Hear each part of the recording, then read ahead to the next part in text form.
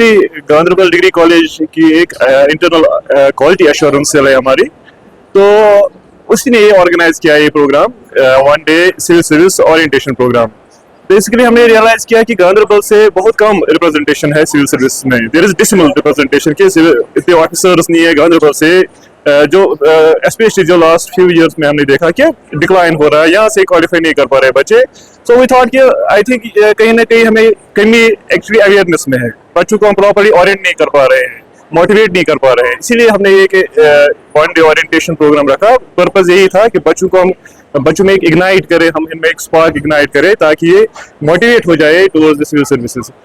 तो इसी के अंडर ये हमने प्रोग्राम एक ऑर्गेनाइज किया। उसमें हमने गेस्ट भी लाए थे, केएस ऑफिसर डॉक्टर शरीर साहब आए थे, तो उनको हमने लाया था। तो उनने बड़े अच्छे से स्टूडेंट्स के लेवल पर आके उनको मोटिवेट किया बच्चों को।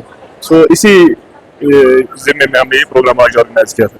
Basically government degree college Ganderbal की मैनेजमेंट जो है, एडमिनिस्ट्रेशन और उनकी जो प्रिंसिपल है प्रोफेसर फौजिया फातिमा जी, उन्होंने इनवाइट किया था कि यहाँ पे एक सिविल सर्विसेज ओरिएंटेशन का प्रोग्राम हमने ऑर्गेनाइज किया है। उसमें आप एज गेस्ट स्पीकर रहेंगे कि आप खुद एक सिविल सर्विस ऑफिसर है, और इसमें अच्छे एस्पायरेंट्स यहाँ पे आए हैं, बहुत सारे तादाद है यहाँ पे उनकी। और काफ़ी जगह जज्बा देखा हमें इनमें कि उनको हमने गाइडेंस प्रोवाइड की कि इस एग्ज़ाम के हवाले से कौन सी अपॉर्चुनिटीज़ आपके पास आएंगी, कौन सी आपको दुश्वारियों का सामना करना पड़ेगा और कैसे उनको टैकल करना है। उस चीज़ के बारे में हमने इनको इन्फॉर्मेशन दे दी। और एग्ज़ाम का पैटर्न कैसे रहता है, अब तो नेगेटिव मार्किंग भी इसकी प्रीलिम स्टेज पे, और मेंस में रिटन में अब ऑप्शनल सब्जेक्ट पहले 2 हुआ करते थे, अब एक ही होता है। उस पर हमने इनको बोला कि कौन सा फोकस आपने करना है, कैसे सब्जेक्ट सेलेक्ट करना है, और इंटरव्यू में कौन से चीज़ों का ध्यान रखना है। तब जाके आज से ही आप इसकी तैयारी स्टार्ट करेंगे तो आप आने वाले टाइम में एक सिविल सर्विसेज ऑफिसर बन सकते हैं। और हर एक स्टूडेंट या एस्पायरेंट में ये गुण होते हैं कि अगर वो अच्छी से मेहनत करेंगे, टाइम का सही फ़ायदा उठाएंगे और ऐसे प्रोग्राम्स में शिरकत करेंगे तो यकीनी तौर पे उनकी सिलेक्शन ज़रूर हो जाए।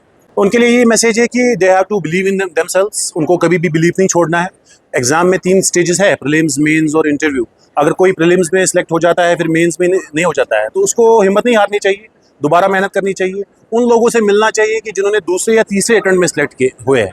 हमें वो भी लोग नज़र में, हम उन्हें ऑफिसर्स को भी जानते हैं जो चौथे अटेम्प्ट में सिलेक्ट हुए। तो अगर किसी ने 2 अटेम्प्ट दिए, उसको डिसहार्टन नहीं होना चाहिए, उसको डिमोटिवेट अपने आप को नहीं करना चाहिए, उसको दोबारा ये पटरी गाड़ी पे लानी चाहिए, पढ़ाई करनी चाहिए। उन लोगों को मिलना चाहिए जो सिलेक्ट हुए हैं, और कॉन्फिडेंस को इतना बढ़ाना चाहिए कि उनके लिए कल को ये रिग्रेट ना रहे कि काश हमने एक और चांस दिया होता। तो कभी भी मतलब गाड़ी पटरी से हट सकती है, उसको दोबारा लाना होता है पटरी पे ताकि वो अच्छे से चले। तो हमारा पैगाम, हमारी मैसेज यही उन एस्पायरेंट्स के लिए है कि हिम्मत ना हारें, पढ़ाई में जी खूब मेहनत कीजिए। अगर आप यूनिवर्सिटी में, कॉलेज में पढ़ रहे हैं, वो भी आप पढ़ाई साथ साथ रखिए। अगर आपने इस एग्जाम में एक बार अपेयर हुए हैं, नहीं हुए सिलेक्ट अनफॉर्चुनेटली, कोई बात नहीं, घबराने वाली कोई बात नहीं। आपके लिए ऑप्शंस क्लोज नहीं हुए, आप दूसरा अटेम्प्ट दे सकते हैं। इवन अगर आप दूसरे अटेम्प्ट के बाद सिलेक्ट नहीं होते, हो सकता है आपको एक अच्छा प्रोफेसर आप बन पाए, एक अच्छा एकेडमिशियन आप बन जाए, एक अच्छा एंटरप्रेन्योर आप बन जाए। तो आपको कभी भी लाइफ में हिम्मत नहीं हारनी चाहिए। खाली सिविल सर्विसेज में आप सिलेक्ट नहीं हुए, ये डिफाइन नहीं करेगा आपकी लेगेसी लाइफ।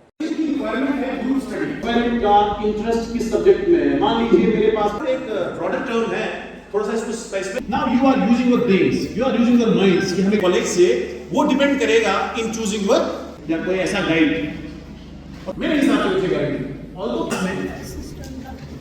यहां से मैंने पावर है। इसी तरह से लाइफ में एक पावर है, अगर उन्होंने 6 घंटे रखे तो सबके लिए उसमें तो जज करना है, ठीक है ना, 6 घंटे के लिए वो भी करना है। मान लिया ऐसी चीज मैडम को खुश करने के लिए या गले लगाना, अगर आप उसको गले नहीं लगा पाए, हम इनको डिले नहीं करना चाहिए अपॉर्चुनिटी की, फिलॉसफी का। But point number 2 in deciding an optional subject is availability of guidance.